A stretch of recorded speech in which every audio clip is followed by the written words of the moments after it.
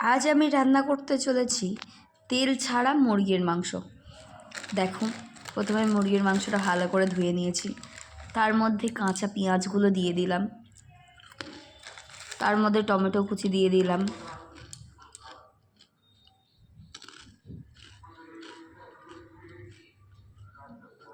এর মধ্যে এবারে হলুদের গুঁড়ো, অল্প নুন,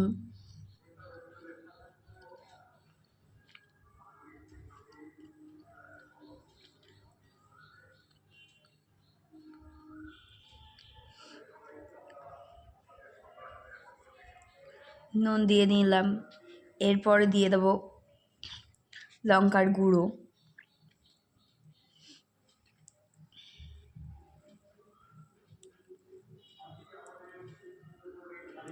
তারপরে দিয়ে দেবো জিরে গুঁড়ো,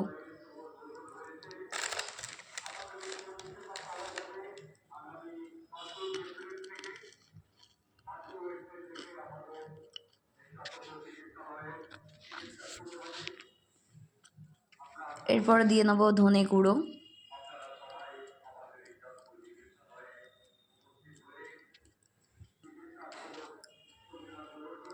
এরপরে দিয়ে নেবো আদা রসুন বাটা।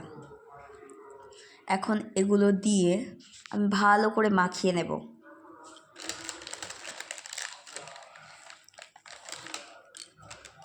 আর এই পাশে দেখো, আমি চিংড়ি মাছ ভেজে নিচ্ছি। বড় বড় সাইজের চিংড়ি, ওটা ভাপা করব। আর এই দেখো, আমার চিকেনটা কত সুন্দরভাবে মাখিয়ে নিয়েছি। এবার গ্যাসটা জ্বালিয়ে এটা অল্প আঁচে ঢেকে ঢেকে রান্না করব। রান্না করলেই আমার রান্না করা হয়ে যাবে। আর ওই যে আমার চিংড়ি মাছটা ওদিকে ভাজা হয়ে গেছে, আর এদিকে চিকেনটা বসিয়ে দিয়েছিলাম। দেখো এখন ফুটছে, ফুটতে ফুটতেই ওটা খুব সুন্দরভাবে রান্না হয়ে যাবে। তারপরে চিংড়ি মাছ ভাজা হয়ে গেলে তারপর পাশে ভাত বসিয়ে দিয়েছি।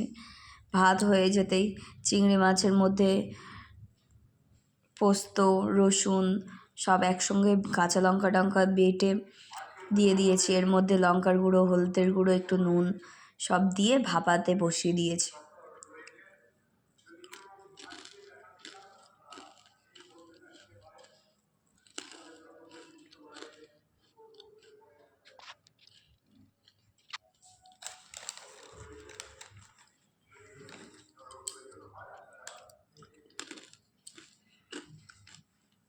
এদিকে আমার মাংসটা প্রায় হয়েই এসছে।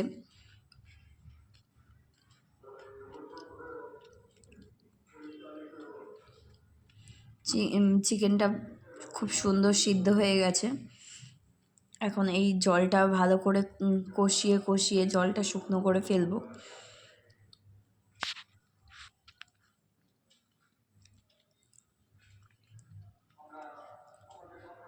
আর এই পাশে আমার চিংড়ি মাছ ভাপাটা প্রায় হয়ে আসছে। আর একটুখানি ফুটলেই আমার চিংড়ি মাছ ভাপা হয়ে যাবে। আর এই যে আমার মাংস পুরো রেডি। এর উপরে গরম মশলা ছড়িয়ে দিয়েছি। দেখো কত